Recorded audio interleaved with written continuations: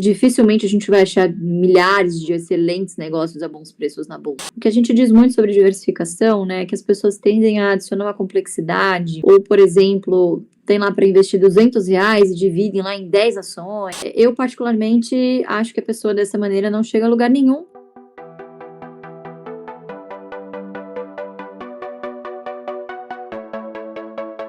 Eu vou pegar uma perguntinha aqui, depois, se vocês quiserem, a gente vai pegando. Pergunta do Investindo no Futuro. Geralmente, quando acontece uma fusão de empresas, o dividendo diminui e as datas com frequências de distribuição também diminuem. Ou seja, a fusão aparenta ser péssimo para dividendos. Qual a visão de vocês? Olha, eu discordo e eu acho que não tem um padrão, na verdade, né? Existem empresas que, mesmo sem fusão, mudam as suas políticas de dividendo, isso a gente já viu várias vezes, e isso é muito negativo. E quando ocorre uma fusão, não necessariamente significa que essa mudança vai ocorrer. Talvez, na sua visão, já que ocorreu a fusão, a empresa vai ficar com um balanço mais alavancado, o caixa dela fica prejudicado de alguma forma.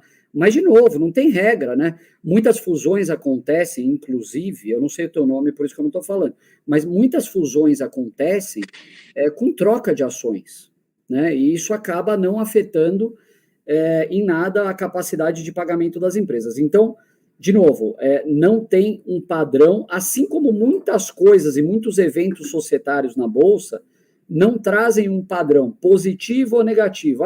Eu tenho ações de uma determinada empresa, ela comprou outra. Isso é bom ou ruim para a empresa? Depende.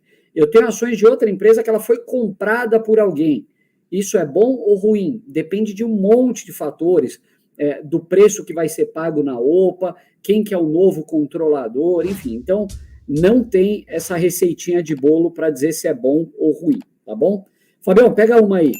Philips, o Pedro Rosa da Cruz, ele fala, hipoteticamente, se uma empresa se mantiver aportável por 10 anos abaixo dos 6%, deve continuar nela, aportando nela? Pedrão, obrigado pela pergunta, cara. A gente fez um exemplo lá no workshop, a gente utilizou a BB Seguridade, inclusive, para explicar um pouquinho do conceito do JB em cima dela, tá?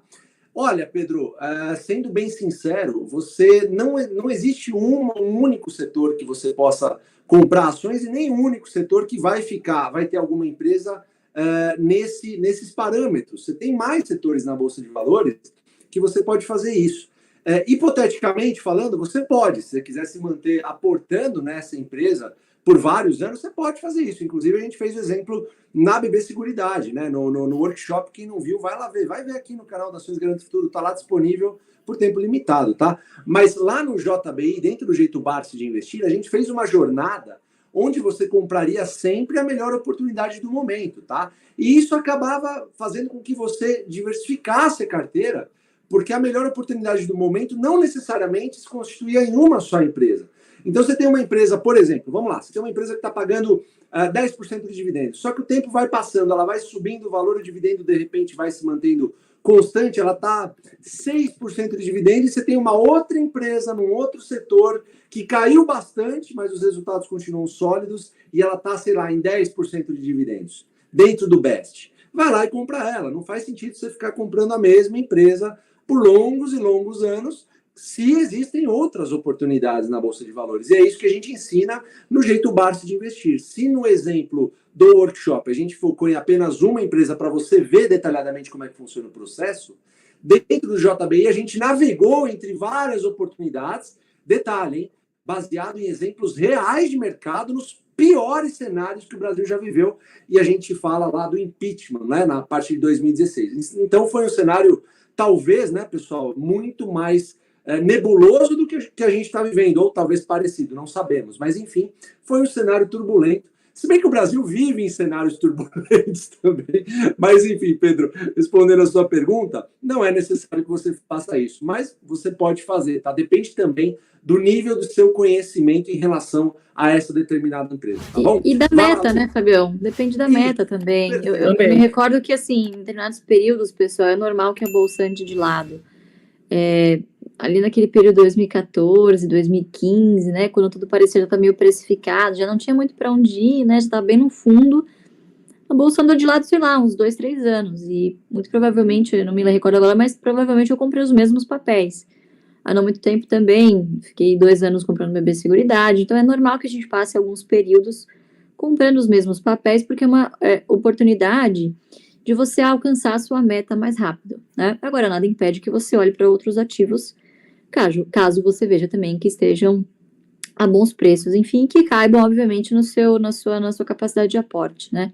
O que a gente diz muito sobre diversificação, né, é que as pessoas tendem a adicionar uma complexidade, ou, por exemplo, tem lá para investir R$200 e dividem lá em 10 ações, né? Eu, particularmente, acho que a pessoa dessa maneira não chega a lugar nenhum, porque você não acaba vendo resultados em termos de valorização, você acaba pulverizando muito, né? Meio que uma contrapõe a outra, que geralmente é essa a ideia da pessoa, né? Quer dizer, diversificar por falta de conhecimento ou falta de estrutura emocional ou qualquer coisa do tipo.